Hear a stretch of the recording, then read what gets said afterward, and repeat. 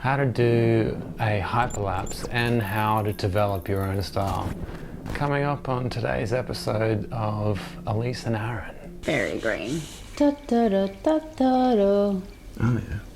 So good to be back. I had like a 1 month hiatus from the channel. I actually didn't. We uploaded something 2 weeks ago, but yeah, it got taken down for copyright. It was basically us green screened into My Neighbor Totoro, and we had a whole different narrative. It was the first time we did a sketch and did acting, so I was a bit sad that that got taken down. Of course we thought it was in fair use, but the way the law is and the way the law is enforced on YouTube can be two different things. So c'est la vie, we'll add little clips in it just to give YouTube one of these ones. Oh. So the question we get asked probably the most on this channel is, how do we do our hyperlapses? There's a couple ways you can do it. Firstly, you can get the motion blur right in camera, and then you just film with a gimbal for maybe 1 minute, 5 minutes, even 10 minutes if you want to do something epic. All you'll need to do is speed it to 20 times, and that's how to get a really good quality hyperlapse. And you can adjust the speed. I wouldn't go anywhere less than 8 times though. Another way you can do it is add the motion blur in post. Sometimes this can be good if you want to slow the footage down to just normal speed. That's part of our style, is to do that. Have little speed ramps all over the place, and maybe we're talking to the camera for some little bit. We've done it heaps in our videos. And then you can add the motion blur in your editing software. I'll show you some examples of what it looks like when you don't add motion blur. It just looks very jittery. There's no motion blur. It looks really harsh, is probably the best word that I can describe it as. A motion blur, you can find them pretty cheap around, or you can pay $10 for them, and they work pretty good. That's what we've used, and it looks pretty good for the most part. It does affect the footage a little bit. It makes it look a little bit choppy if you were to pause it and look at things frame by frame. So that's the downside of doing it like that. Or you can pay a bit of money, and we're going to do a whole video on this, and buy this plugin called Real Smart Motion Blur, and that just makes the whole thing, whether it's going fast or slow, really clean. And that's what we're going to use from now on, because I just discovered it. We use Final Cut Pro, so there is like a built-in speed ramping tool in there. It's kind of easy for things to not just be normal speed and then fast. So there's a curve in the start and finish, so it looks a little bit more natural. Yeah, you can add a whoosh. Some people add whoosh at the start of the ramp, but I would advise against that. It can look a bit corny, and it's gonna make your video look a bit dated. But like all the fancy whoosh transitions that were big a couple years ago.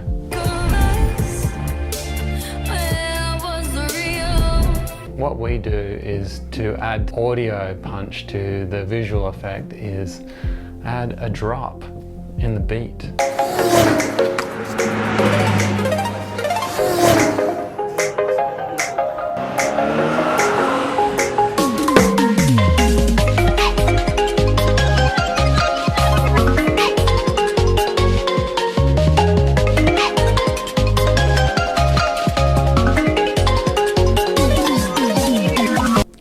Figure out how dope is the drop though, because it's gonna have to be pretty dope. How many beats per minute? How many drops? How dope are the drops? Were any acoustic instruments used? If so, it is not a banger. I guess that's kind of our style, that's how we do it. What I really like is reversing the hyperlapse, and I've seen other people do that. Maybe try that out. We don't do it because we usually use hyperlapses as a narrative to move the vlog on from one location to another. So as much as I like reverse hyperlapses, it doesn't work in the narrative. Other people, they can put different things in different parts of the day. That's their style, and that's cool. You gotta create your own style, and that's part of it. You gotta find what you like. Maybe it's a couple things. It doesn't have to be original. Nothing is really original. When you look at even some of the most unique things you ever see, like the anime Paprika, that has a lot of influences from other films. But you want to make how you get your own style and how you get your own flavor, your own kind of little uniqueness, is you put perhaps two things together that haven't been done before. It's a bit like music. Watched a documentary on Lil Peep, and one of the reasons why he became big is because he blended that rappy trap music with the kind of emo rock music, and he's the best at it. Part of our style is using hyperlapses as a narrative to move the story along, and we also have this thing about adding animations into live action. It's kind of really inspired by the film Who Framed Roger Rabbit, but we want to do it in a bit more anime way. And that's also a reason why we had the green screen thing, because instead of adding animations in our live action vlogs and films, we wanted to add us into the anime. So switch it up, but copyright's a bitch. I should say copyright implementation is a bitch. And if we were going to fight that, we would have to give away our name and address, and it was invitation to a lawsuit basically to the person who did the copyright claim, and it was up to them whether they wanted to pursue it or let us have our video on our channel. It's not a path that we wanted to go down, because I've had legal issues in the past, and they're probably some of the most least fun things you can be involved with. Yeah, so I really encourage you to find your own style, and maybe use it, maybe part of your style is a hyperlapse. I mean, some people are really big on slow motion. We don't do that too much, like that's their style. So yeah, I would recommend looking at media outside of YouTube, maybe your favorite films, if you can adapt something from your favorite director or your favorite music, or what really turns you on, what inspires you. Find something in that, and maybe something else that's quite different, and you can merge them together. That's how you'll create your own uniqueness from that. Maybe it's like a photographer that you're inspired by, and the way he color grades, maybe you can put that into your style. Maybe it's a certain vibe that a music gives off. What kind of emotion? Do you want it to be a fun, lively thing? Or do you want it to be a bit more darker? Or do you want it to be something really intimate and personal?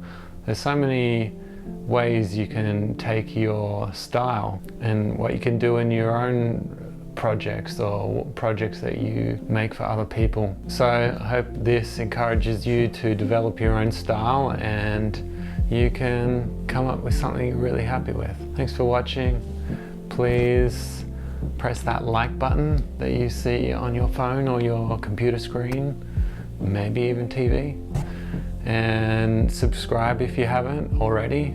That really encourages and supports us. And talk to us in the comment section. What's your ideas? Where have you got inspiration from? Thanks for watching, and see you next time.